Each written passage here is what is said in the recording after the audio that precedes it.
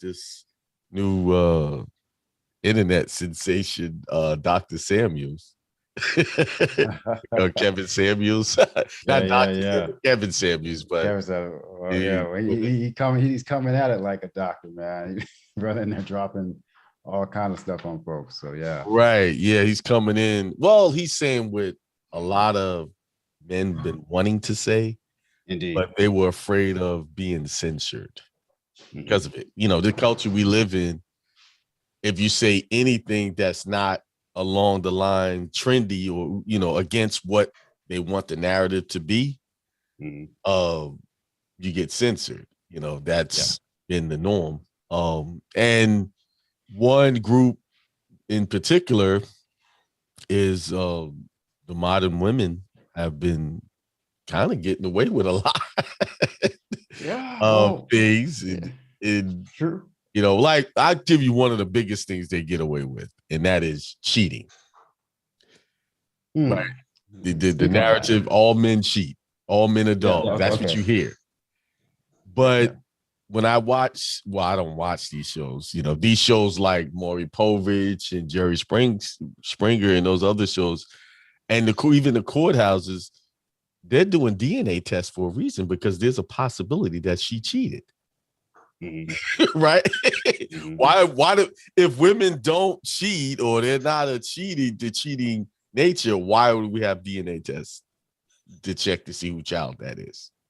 Because Facts. Yeah. it's they're just as likely to cheat as just as much as a man is like. Yeah. I mean, It's a human. It's a human issue than right. It is a man particular issue. particular sex issue.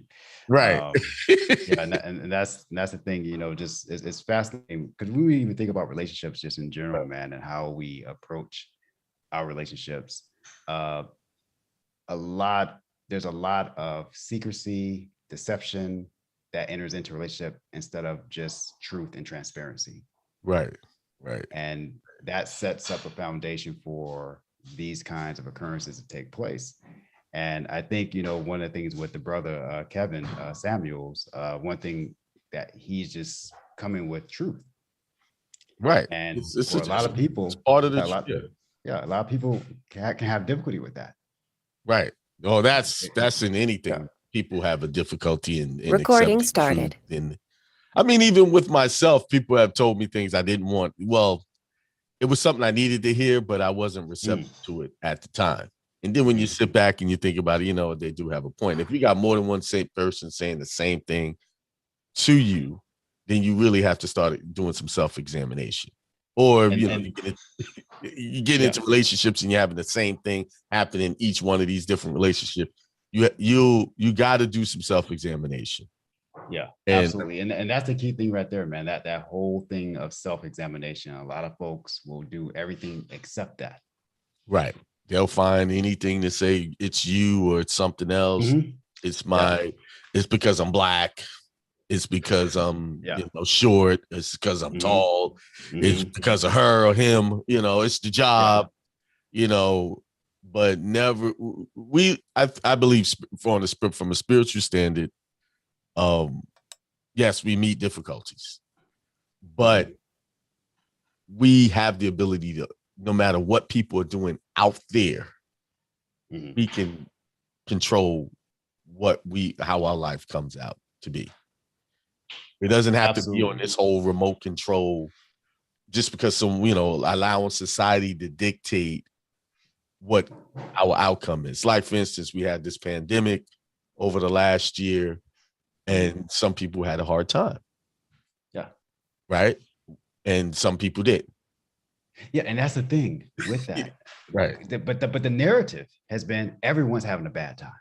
Right. Like I've heard it over, you hear this and it's like the agreed upon narrative. 2020 was a really tough year. and 2021 tough for me. It wasn't Actually, for me as it was well. quite enjoyable. Right. And so, It didn't but change my lifestyle no, at all. nor did it for me. But the Other than the consensus, mask thing, when you went yeah, to the stores dealing with that, but yeah, that was yeah, brief moments. exactly, yeah. But the Know, consensus is for the masses of people, oh, 2020 was a hellish year. And now we're in 2021. Oh, it's more of the same. And so it's just the narrative of this negative perception that has been so infused in the psyche of most people, that how they're even looking at their own life. They could have all these beautiful, wonderful things going in their life, but because they bought into the narrative that life is bad right now, is hard, and people are dying, and you fear for this, catching this disease or this virus, that's the perception through which they see the world, and it taints the beauty. It creates what? Yeah, absolutely. If you believe in something, if you have a deep belief in something, you will see what you believe. Eventually, it's gonna always. You're gonna. It's like it's an analogy I use a lot. You don't see red cars until you buy one. So okay, he's got a red car, or even a particular car. If it's a red Jeep Wrangler, you don't see a red Jeep Wrangler until you buy one. You don't see a lot of them until you buy one. That means, but that's because your focus is on that red Jeep Wrangler. So if your focus is on hard times, you're gonna only see that for the most part. You might get some brief relief here and there and if you really pay attention to that brief relief, that's when you took a break from believing in that hard time, and then your mind shifted and said, "Oh, I'm gonna have a good time today," and you had a good time. And then as soon as you started having a good time, you started thinking, "Oh, how long is this gonna last? Oh, it ain't gonna last long." And then next, it don't last long. We're defining every moment of our lives by what we think and say. Absolutely. It really goes down to the beliefs we have and the expectations that are associated with those beliefs. And what's very interesting, they've done some studies where people who are in comas, who have no conscious awareness of self or their story or their past, it's extraordinary how rapidly the body heals. Because they are no longer tied into the story of I got this, I got that. And the body just heals. And they've even seen it with people who actually go through suffer from amnesia, where they lose the memory of who they were in their past. And the body begins to adapt this physiology and its biochemistry to the new state of awareness that's occupying the space. And if this whole story is gone, then you see extraordinary healing take place. So your internal thoughts, beliefs, your sense of self-identity have a profound influence, not only in what's happening outside in your world, but also what's happening to the body temple that you occupy. And it's a very fascinating thing. So that means if you had amnesia, might be a way for the body to heal and protect itself. And it's what's really interesting. I was talking to one of my mentors, and I don't know if it was his grandmother or his mother, but she suffered from Alzheimer's. And from what he was telling me, he said she was the most happy, most just at peace in her life, when all the story of what she had known about herself was no longer there. And it is a very interesting thing, because the concept of self, the personality, the identity, is actually in its nature fluidic. It can change, and you can literally become anyone.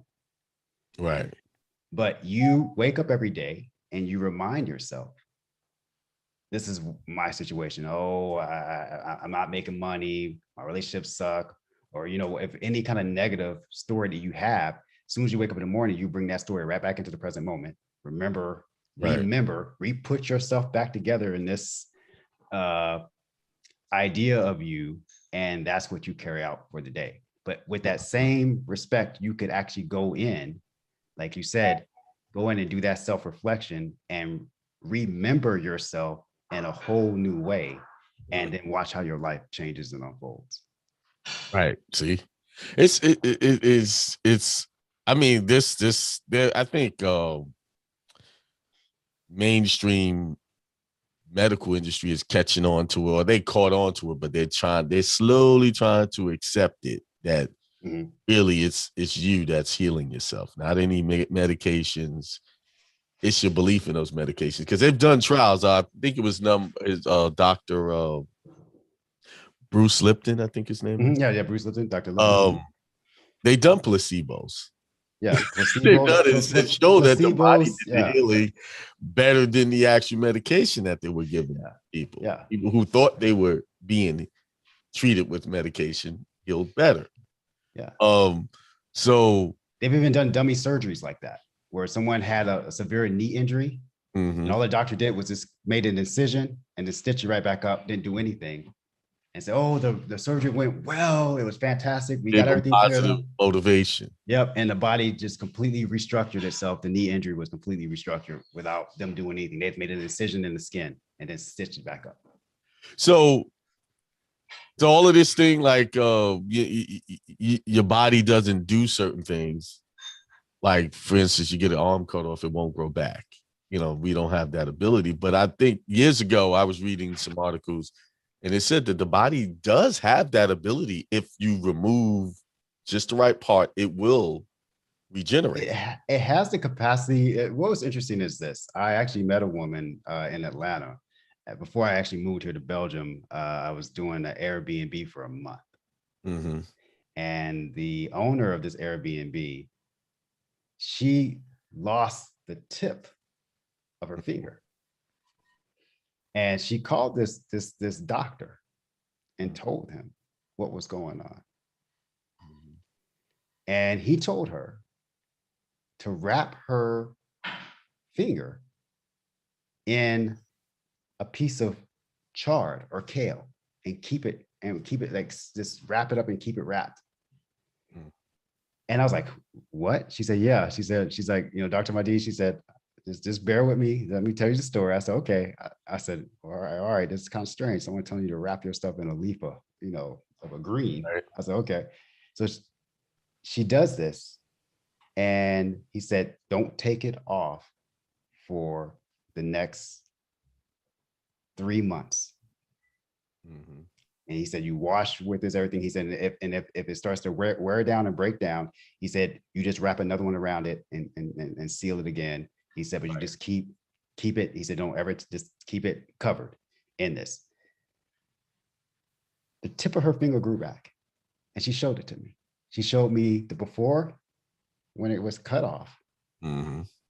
So she not only grew bone, but she grew all the nail and I was like, explain that to me. The scientist came out then, like, okay, first of all, who's this doctor? It's I can't remember, unfortunately, I cannot remember his name, but he's an old school doc. I think he's like in his 70s.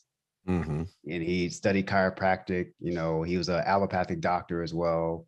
And I think he also was osteopathic and did some homeopathy, naturopathy kind of stuff also. So he's a well-versed clinician and physician, but he was of that old school mindset. And she said, yeah, he told me, she said, the leaves are actually literally have the same constituency of skin.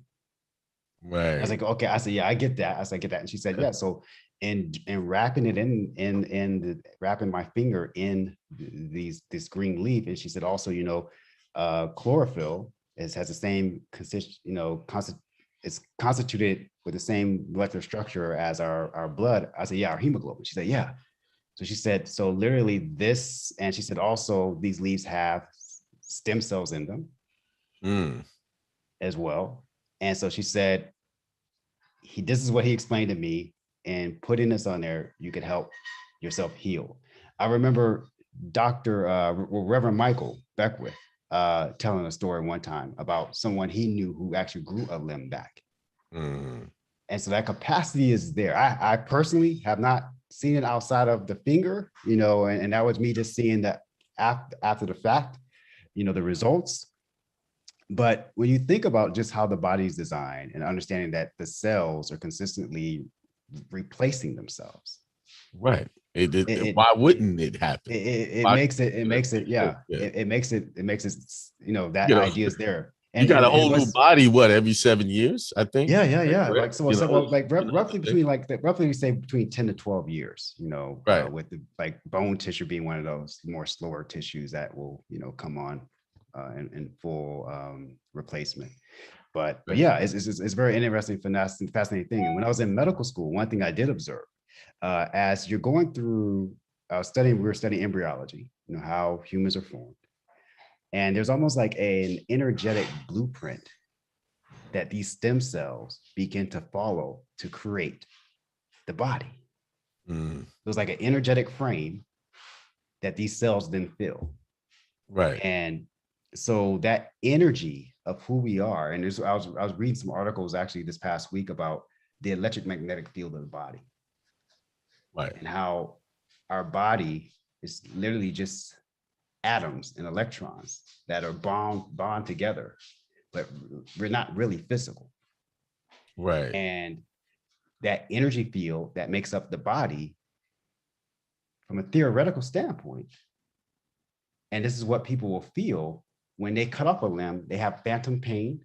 The limb's not there, but they still feel like the whole arm is there. Right. Right. They can still feel. So you're thinking about, just the nervous system and how it's designed and the electromagnetic field that the body emits. That idea that one can regrow a limb is there. And if you think about just as far as who we are as human beings in our connection to all other life, all life, for the most part, we're all made up of the same DNA. Yeah. And if you look at, for example, when you take a sperm, you take an egg, and you have that sperm inseminate that egg, and then starts going through Mitosis. actually meiosis. It's like Yes. so when it goes through that process, at one particular state, at the blastocyst state, where you've gone to maybe 3 cell divisions, Mm-hmm. if you were to take that cell and you put it next to any other, like plant life, at that point, that particular state of that new emerging human could literally become anything. Mm. Wow. But again, as I was saying, based on that energetic blueprint, it guides those cells to become particular things. And that's what Dr. Bruce Lipton was doing based on the environment. And he was doing this with stem cells. You put them in a petri dish, mm-hmm. and you give them the appropriate medium in which to grow. He said, and he dropped them in a culture medium. He divided the cells up, and he grew. There was one stem cell that he allowed to just go through mitosis over and over again. And then he had them like in 50,000 of the identical cells in one petri dish, 50,000 another, 50,000 another. And what he did was he was just changing the culture medium, the medium in the petri dish to kind of help those cells grow. Right. The cells in one dish became lung tissue. The cells in another dish became liver tissue. The other dish became bone tissue. But it was the exact same stem cell. Right. Just by changing. So changing the culture medium, the environment, influence what happened with those particular cells. So that reminds me of an interview I did with Dr. Daniels some months back, when she talks about, eating bone broth, drinking bone broth, and the cartilage of the animal. And she says that's what helps build back your collagen, give you back collagen, and also help build strong bones. You help your bones to heal. So that makes sense with the whole wrapping it up, the plant and growing. Because she didn't say anything about, did he tell her what to eat while she was doing it? She was, but this is the thing, she was already eating plant-based. All plant-based, okay. All plant-based, yeah. So she was already, she was on that science when it came to the plant-based. She was doing, smoothies, putting in a lot of superfoods into the smoothies and things. So right. So she was already eating very well, high nutrient dense, very alkalizing type of dietary lifestyle. And Right. so, Okay. so yeah, so this here, I found it quite fascinating. And he Right. was, when he came into town, unfortunately, I was consulting. And so I didn't get a chance to talk with him Mhm. before he left, and I was like really disappointed in that, because I was like, I really wanted to pick this elder's brain and just like, Right. yo, That's some good knowledge. I want to know this, I want to know this medicine over here, like Right. what is this science? But yeah, it's a lot, man, that I think I feel, especially as healthcare professionals, we're just scratching the surface. And one thing you said, Akeem, that was really deep, and I think people really need to understand, and I'll say it out here, and just be very clear with it. As a doctor, I or no other doctor on the face of this planet can cure you of anything. It's up I'll to repeat the that. individual. It's an I, individual thing. I, as a doctor, or any other doctor on this planet, cannot cure or heal you of anything. The power that Treat. created your body heals your body. The Right. best thing we can do is guide and facilitate that power, or even better, teach you how to do it for yourself. Because it doesn't matter if it's a powder, pill, potion. All those things are doing is acting as a catalyst in the body Right. Just get for healing, the work. Yeah. yeah, or for poisoning. Mm-hmm. And it's going to upregulate or downregulate. And Right. even your food does the same thing. It's upregulating or downregulating. It's energy cultivating or energy draining. So Right. there is nothing that you take exogenously Mm-hmm. that actually does the healing in and of itself. Your body takes those constituents of what you put into it Yeah. and follows the natural instructions based on the vibration and based on the mechanism of action, if you will, of that particular thing that you put into your body.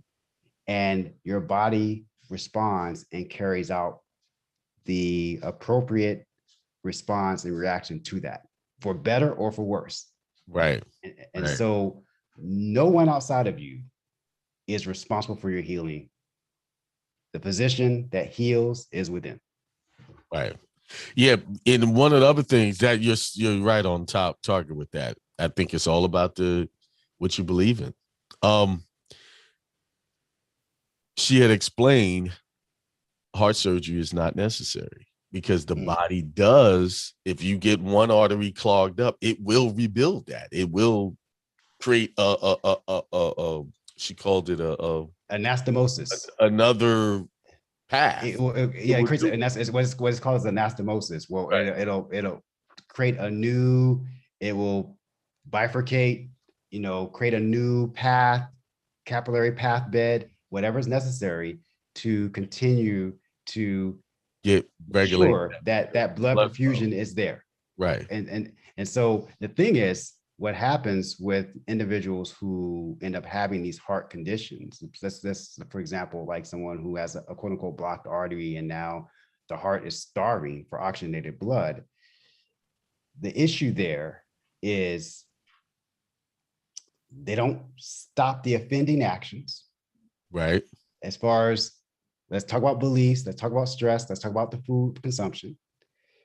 And then they continue, because of those things, they're not dealing with the offending actions. So there's this continuing and creating an inflammatory state within those vessels. And then that's how the heart tissue begins to die. And so literally what you're doing, the heart isn't attacking you, you're attacking it. Right. By your actions. And one of the biggest cause, which kind of shocked me, the reason why it shocked me, because you hear so much from the mainstream medical industry. You hear these are the causes of heart disease and all of these things. Your bad eating, which I think that's a contributing factor. Yeah, food is a contributing factor. Is a contributing factor. I believe that is. And lack of exercise, that's a contributing factor. Indeed. But one of the biggest contributing factors that you never hear to mention is dehydration. Facts. Not enough hydration Yeah. help the body function properly. Yeah. That's and she says that's the number one reason why people are dying in their sleep from heart attacks or having a stroke. Because she said those two are pretty much the same thing. When you a stroke and a heart attack is basically dehydration. The body is starved and it doesn't have enough fluids to. Yeah. So one organ is okay. They're all fighting for the same for low resources. Exactly. Exactly. Says okay, this is it. I can't do it anymore. Exactly. So it goes into And cardiac. so you think about this, like your blood is relatively 90% water. Right. So if you are deficient and the source is that if you're deficient in the main constituent of blood that the heart is needing to have in a continuous liquefied state in order to saturate the body with oxygenated blood to feed all the cells, feed itself, and take care of all living parts of your form. Right. Yeah, it's setting you up for some issues. Right. But you never hear. I've had even people I had an uncle who was on dialysis.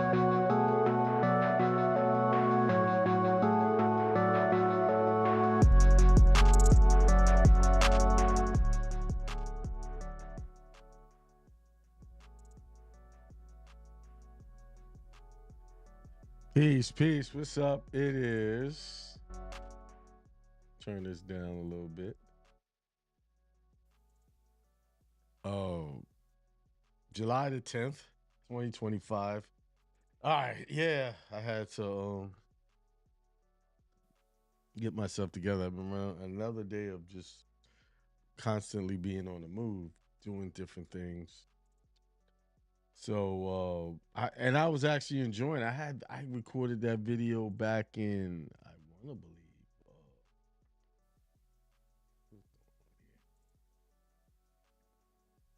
I did that video back in. I didn't mean to do that.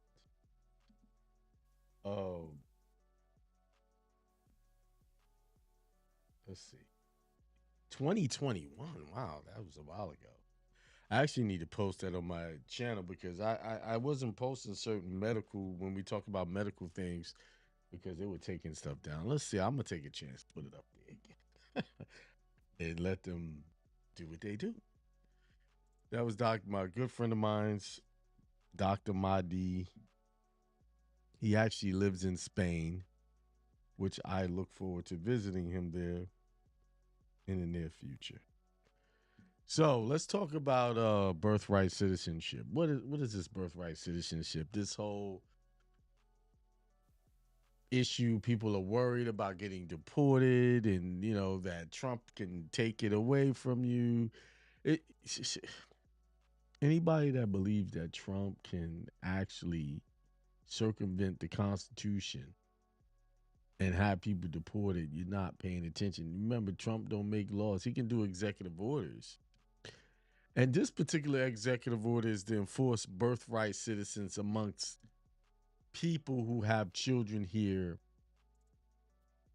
legally, meaning they're in this country legally, not people who come over illegally and have children and then now they get birthright citizenship. Now, in my opinion, it's tricky because when someone comes over here, they have a child in the, as they describe it, in the United States. The Constitution says anyone born or naturalized in the United States is therefore a citizen of the United States. That's what the 14th Amendment says. Now, okay, we know where the District of Columbia is. We all know. Do I have to go pull that up? Most of y'all know that the United States is the District of Columbia. and its jurisdiction is 10 miles square. That's as far of a reach that it has. You see? So if someone comes over, and let's just say they come into Texas, that's where a lot of them come in. They come in Texas, cross the border, they get over, right? They have a child. That child would not technically, would actually be a Texan, not a United States citizen or a citizen of the United States. Because where was it the child born? In the state of Texas.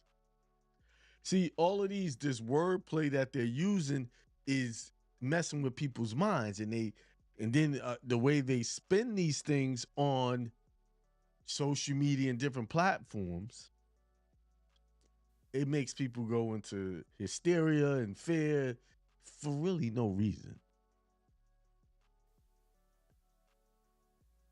Let me help you understand. But before I do that, before I say that, if you want to call and talk to me tonight, the number is on the screen, 717-734-6904. The show ID is 350-9973. Keep in mind that show ID will probably change every time I broadcast. So look for that. So don't, when you write it down, you might not have the same show ID for Tuesday's show. So let me go back to what I'm saying.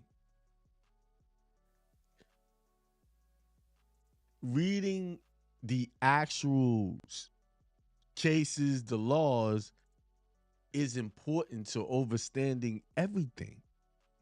If your source of information is somebody's YouTube video or some short that somebody put up there, what I notice about this, most things, people want to put up a quick video and they leave a lot of details out of the information. This is why it's important for you to read the stuff for yourself. No, don't go reading somebody's website who is not a party to the circumstances. Go read the actual Supreme Court case that is being discussed. Read it. I read it. Trump's getting rid of birthright citizenship. No, he's not. He's trying to enforce birthright citizens for people who are actually here lawfully. And then they say, oh, the Supreme Court is agreeing with him. Yeah, they're agreeing with him on the point that people who come over here illegally should not have a right to have birthright citizenship.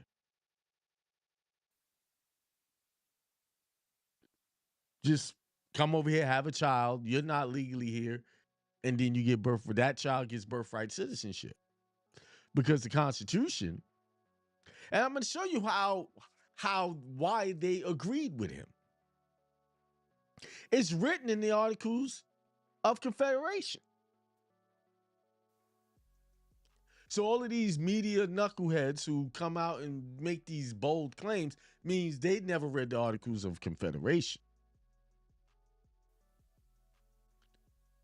This is why illegals shouldn't, if you come over here illegally and you have a child, you should not have birthright citizenship. With me, I'm not encouraging becoming a citizen of the United States. I'm just clarifying the point of how the whole argument, the accusations that they're lodging that he's getting rid of something is totally off. And it's in the Articles of Confederation. So let me pull up the Articles of Confederation. I love the fact that I read stuff. What I don't love is when people they send me stuff. Oh, we got to talk. We got to do this. We got to do this. Wait. Hold on. Before we do this, let's vet the information that's being said here. Because 99.9999999% of the time, the stuff that is being sent to me is totally misinterpreted. Yes. And that's the reason why it's misinterpreted, because they haven't read what I read. So let's go to this. I've read this so many times. I pretty much know it like the back of my hand. Articles of Confederation. I love this. I love this. You know, the Articles of Confederation is what? Is what? What is it?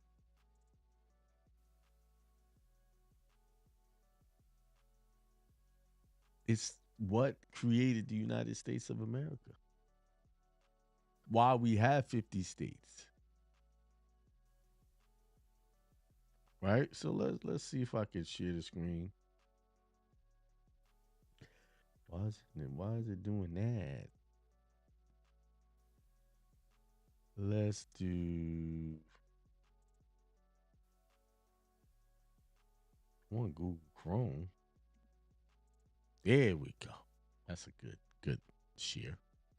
So in the Articles of Confederation, it says to all to whom these present shall come, we the undersigned delegates of the states affixed to our names, send greeting. Articles of Confederation and Perpetual Union between the states of New Hampshire, Massachusetts Bay, Rhode Island, Providence, Plantations, Connecticut, New York, New Jersey, Pennsylvania, Delaware, Maryland, Virginia, North Carolina, South Carolina, and Georgia. The style of this confederation shall be the United States of America. Not the United States. Each state retains its sovereignty, freedom, and independence in every power, jurisdiction, and right, which is not by this confederation expressly delegated to the United States and Congress assembled. So that means all of those states retain sovereignty unless expressly delegated to the United States. This is why places like, or states like North Carolina and some of the other states have expressly delegated their sovereignty or their allegiance of their citizens to the United States. It's stated in this, it's expressly delegated. Let me give you an example of an expressly delegated term or condition.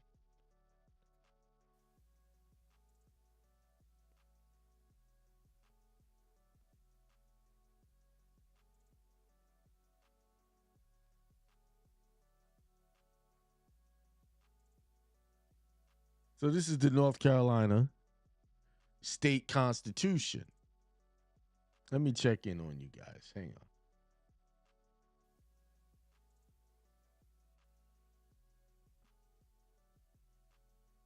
Let me see.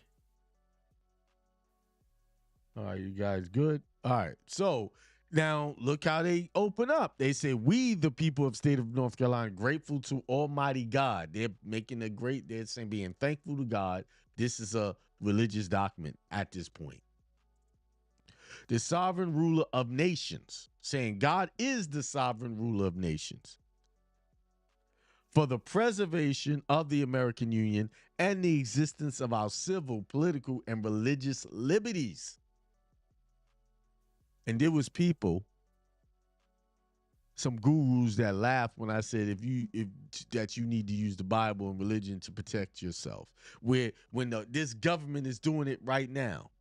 In North Carolina is doing it in their constitution. And I'm going to read it again just for effect and force. We, the people of the state of North Carolina, grateful to Almighty God, the sovereign ruler. Hang on. The sovereign ruler of nations.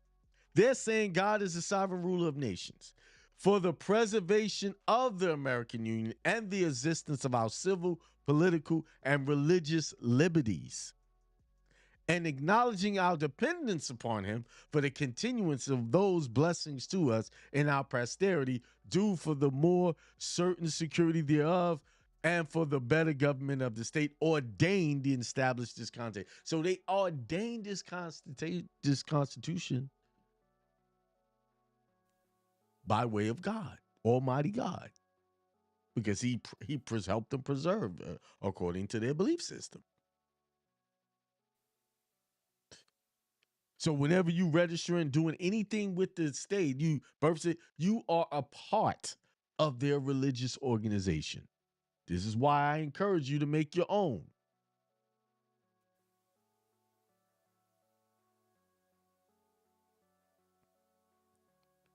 Now, let me show you how they expressly delegated their allegiance through this Constitution. Right there, it says allegiance to the United States. Every citizen of this state owes paramount allegiance to the Constitution and government of the United States. What is paramount? Let's look that word up. Paramount. Let's go to an old dictionary. Hold on.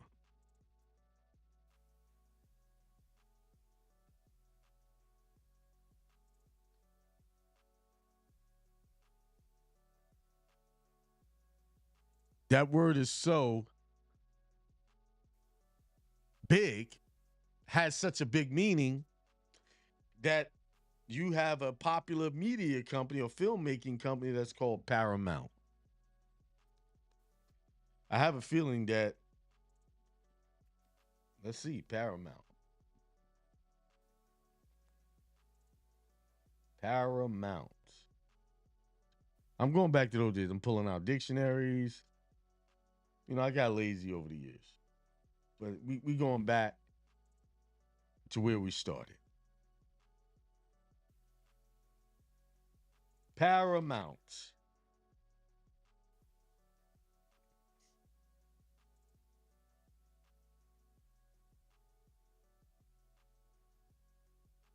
I never like paramount meaning superior to all others, possessing the highest title or jurisdiction as Lord Paramount, the chief of the lord of the fee or lands, tenements, or hereditaments.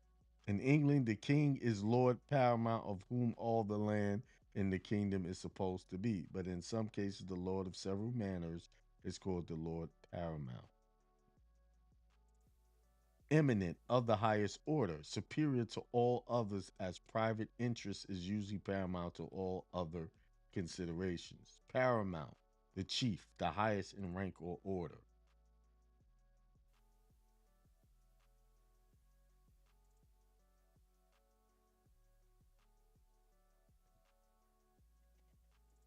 Okay. So the state of North Carolina, and remember, this is not the original North Carolina South Constitution. This is the amended one. Said that everyone who calls themselves a citizen of the state owes paramount, meaning the highest, top, supreme allegiance to the Constitution. That means this Constitution and government of the United States. And no law or ordinance of the state in contravention or subversion thereof can have any binding force. So anything that goes against this statement in the Constitution shall not have binding force.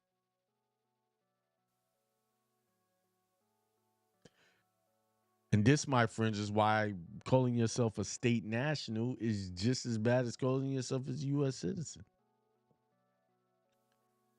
Because of this clause that a lot of states have, or this section of their constitutions. So let's go back up to the Articles of Confederation. Why his executive order is on point. Where he's just saying, let me repeat, which he's saying people who come into the country illegally do not have the right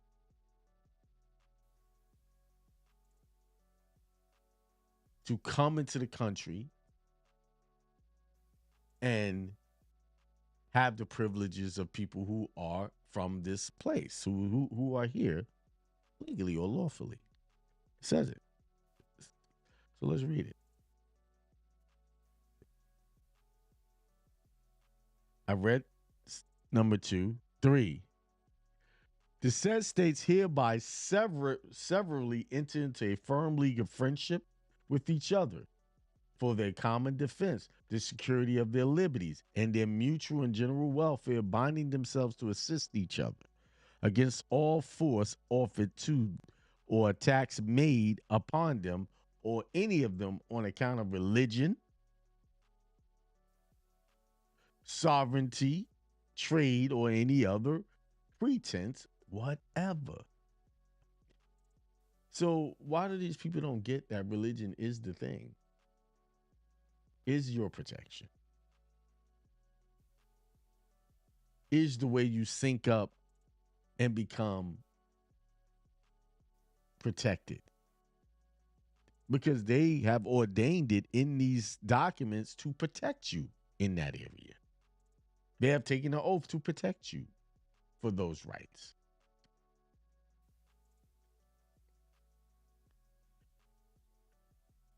So I'm going to make this bigger because I want y'all to see this because I'm getting to the good part.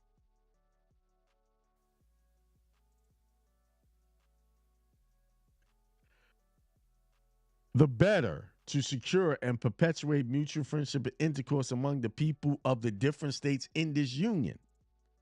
The free inhabitants of each state. So you are a free inhabitant, not a citizen.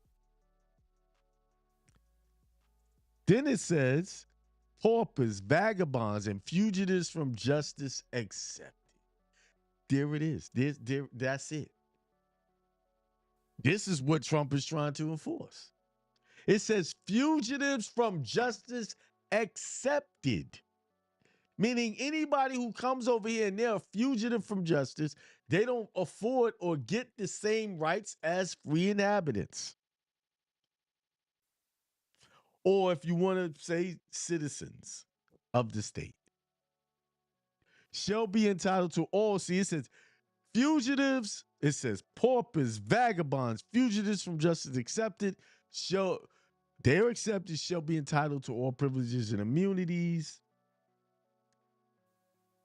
Free citizens in several states, and the people of each state shall free ingress and regress to and from another state and shall enjoy therein all the privileges of trade, commerce, subject to the same duties, impositions, and restrictions as the inhabitants thereof, respectively. So that shuts the argument down. It says you're fugitive, you can't get the same privileges and immunities.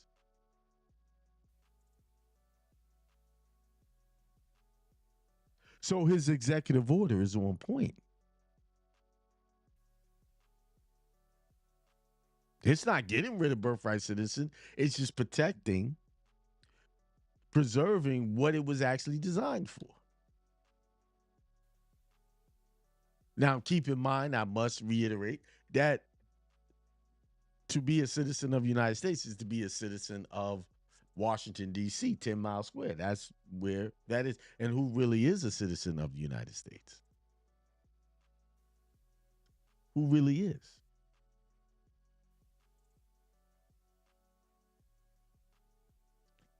Who really is?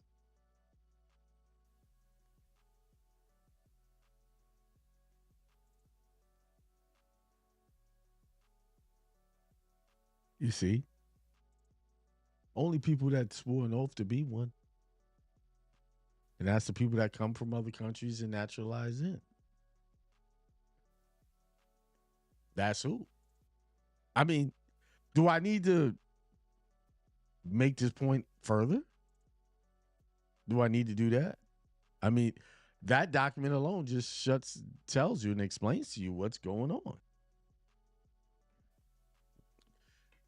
See, it's called smoke and mirrors, confuse you, or sleight of hand. While you're, oh, he's doing this.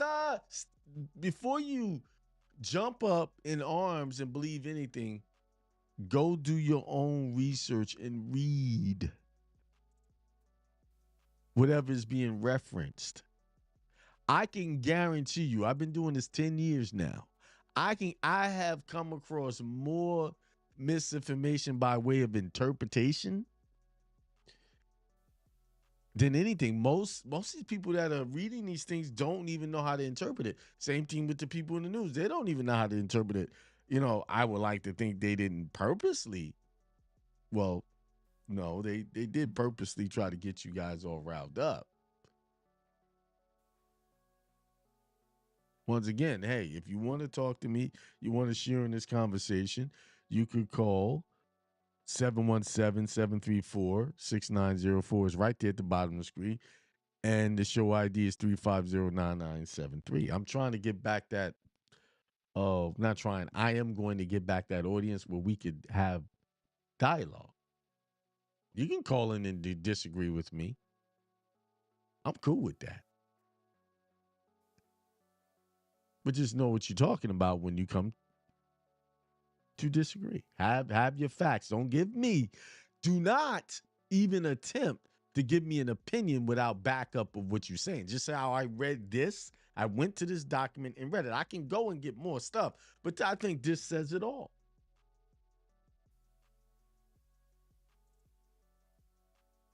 It says it all.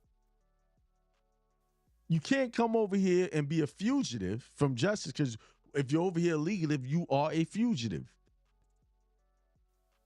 Then you have the other vagabond, pauper, you all of those.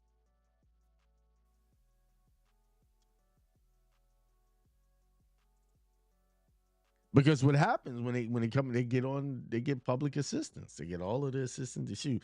They get, some of them people get more assistance than you could get without proving anything. I mean, I don't have a problem with that. I don't have a problem with them coming over here illegally either. But what I'm just trying to do is explain to you guys what is really happening and not fall for the games that's being played by media because they don't like Trump. They'll say whatever. Make up.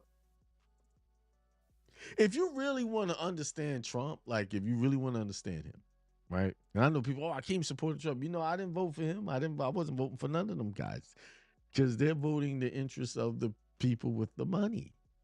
But if you really want to understand Trump, read his book, The Art of the Deal. It's a very good book. It is. I've been listening to it. I have the audio book, and I was listening to it, and it kept my attention.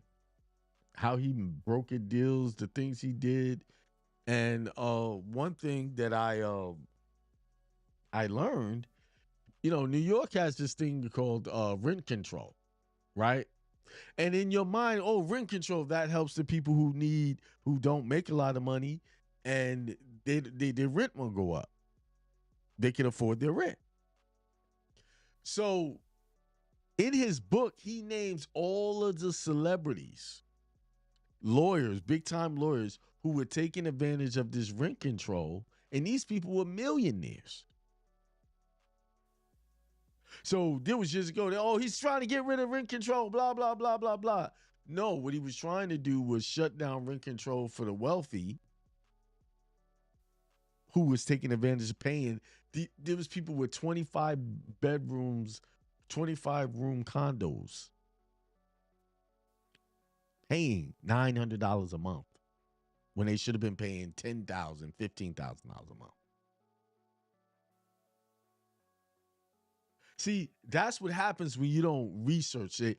I'm never listening to what people tell me about somebody. I'm going to go research, learn this person. I'm going to figure out and make a decision for myself. We all should be doing that.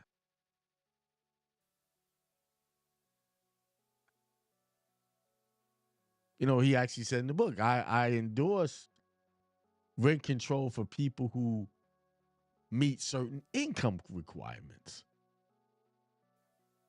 But there was people, 25 bedroom men, condos and 10, 15 rooms paying 300. He mentioned what's her name? I think it was Carly Simon. That's an old singer from way back then when, and how much she was paying. He broke down a bunch of the celebrity names. Now I understand why a lot of these Democrats, because most of the celebrities are Democrats, are against him because he outed them in his book.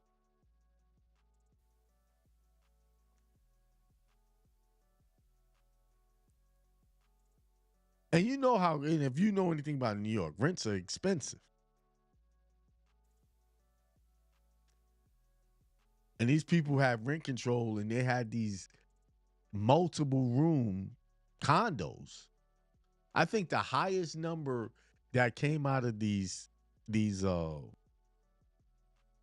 he named was like $1,100. That the most that anybody he mentioned. And he went down a list of names. And then that's when my eyes opened up. I said, this is why these movie stars like Robbie De Niro and all of them don't like him. Because Robert De Niro is down there in Tribeca.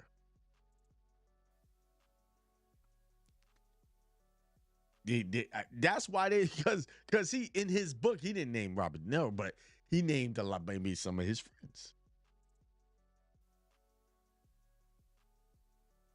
But I didn't like him for that. That was just information that enlightened me. Okay, now I get why the media is like totally against him. I get it. But what I liked it for was his business mind. How he brokered deals and was able. That's why, and he did this all at a young age. He did this all before he was 40. He did a lot of big things.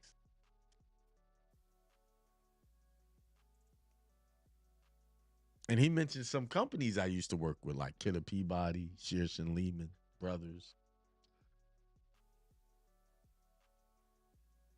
Mm-hmm.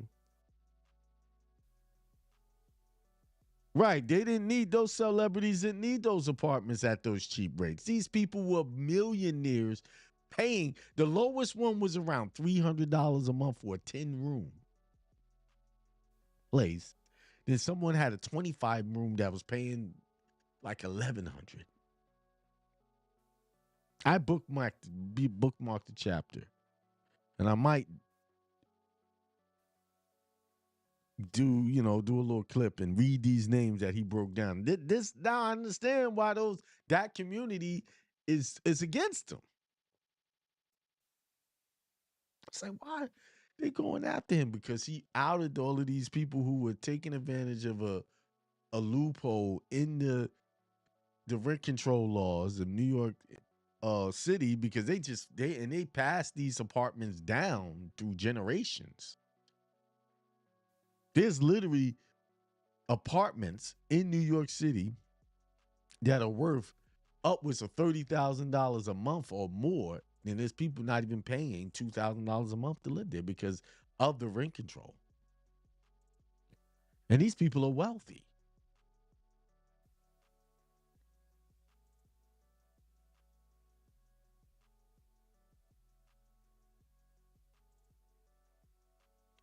You see? And so if that's the case, that means that the people that made those rules were already wealthy and they made the rules for themselves to benefit from. But yet these are the same people that painted him as the bad guy. For them to do that, they had to make those rules.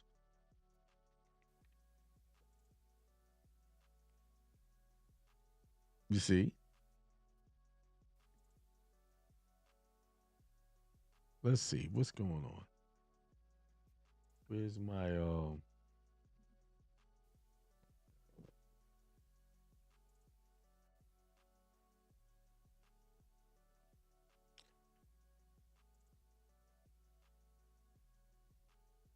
I guess no one have anything to share. All right, peace, everybody. Indie Circle Ministry, peace. Yazid Bay, peace. Macon Mills, peace. I Bolden, peace to you. Hindsight Radio, that's me, says peace. A Lovely says peace. Joe Stickamo. One thing I suggest, even if you don't like somebody, research them. Do your research. If you don't like it, don't just take the words of people just coming out saying stuff. Most hand, bronze, flat hand, flat power God, salute. They didn't, I Bolden said they didn't need it. What a hijack. Yes, they didn't need it. You know, rent control laws in New York was, it's been around for a long time. And back to the birthright citizen. Remember, the 14th Amendment was strictly created to disenfranchise brown skinned people. Because now, if you want to identify as a U.S. citizen, now your indigenous heritage is wiped away by you accepting that title.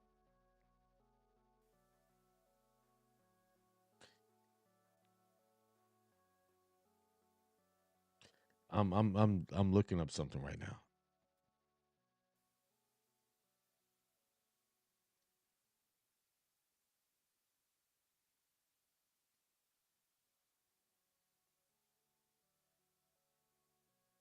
All right. So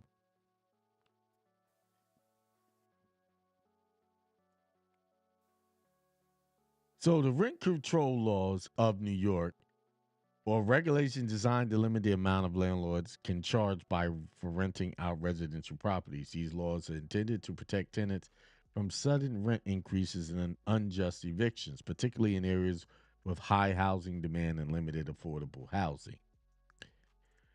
New York has two main systems of tenant protections. Established in 1943, applies to buildings built before February 1947 only if a tenant or their legal successor has been continuously living there since before July 1st, 1971. So if someone's been continuously living, they get to stay there cheap. That's why people don't move. Administered by New York State Homes and Community Renewal. Rent increases set by formula that accounts for landlord costs, maintenance, taxes. Landlords can apply for increases in limited circumstances like major capital improvements. Eviction protection strong. Tenants can only be evicted for specific reasons such as non-payment or owner occupancy.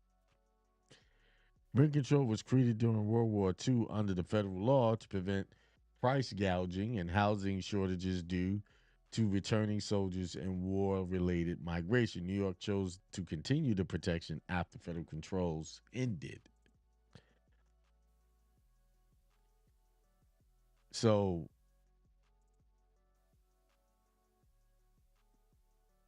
they just reformed it. Said made many tenants protections. In 2019, New York passed the Housing Stability and Tenant Protection Act, which made many tenant protections permanent, ended high rent vacancy decontrol, limited landlords' ability to increase rent via renovations, strengthened eviction protections. Well, New York always had a very good eviction protection. People, renters have. That's like one of the states that has the best laws when it comes for tenants. They don't typically put people out on the street. They'll give a person 8 to 9 months to a year free rent before they put them out. I remember that happened to me. I was subleasing from someone, paying her the rent, and she didn't pay it, and they came at me. Well, they didn't come at. They put the eviction thing on. Went to court. I explained my situation, and I said, "Yeah, I'd love to stay there." Um, and they wanted the landlord wanted me to fill out my own application. I said, "Well, I'm already there. Why do I need to fill out an application? I'm there, already paying. I'll even pay the month that she didn't pay." And he was just hard nosed about it. So the judge looked at me and said, "Hey, I can't make him give you a lease. Now, here's the choice. You could fill out the application and get approved to be there. Or I'll give you 8 months free rent and you can find another place to live. What do you think? Which door did you think I took? The landlord was pissed. But all he had to do was accept me as a tenant. I'd pay him. Without the application, it was an extraordinary situation. But he wanted the application. He wanted to be hard about it. So I ended up leaving the place. 8 months, free rent.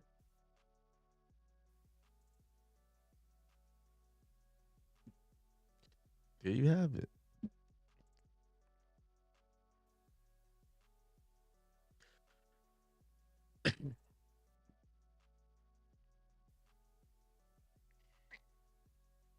I'm looking at it.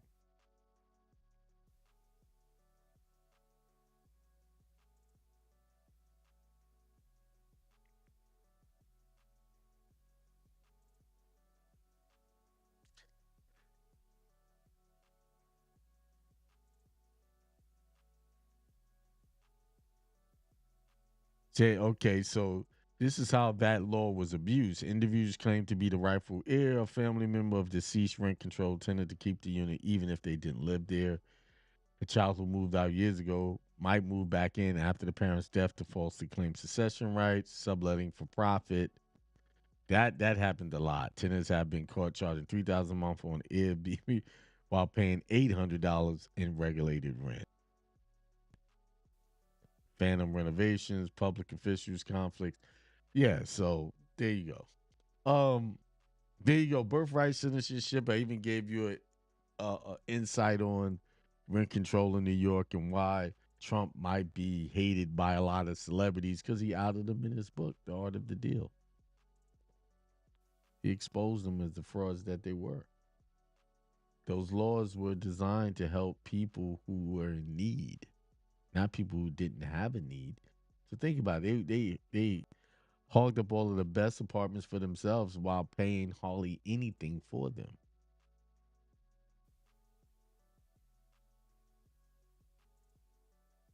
When they could afford to pay some more. All right. Well, there you have it. I gave y'all insights on birthright citizenship. I showed you through the Articles of Confederation why things are the way they are. Birthright citizenship was designed for people here lawfully. Period. And this is why the Supreme Court sided and agreed. That's why. But see, if you listen to people who spin stuff, they'll have you running around in circles and they don't even know what they're talking about. They don't, because they don't read nothing. They listen to stuff and regurgitate and they draw conclusions off regurgitated information. And anytime you do that, you're always going to come up short. All right, with that being said, peace, prosperity, extreme wealth to you guys. You have a good night.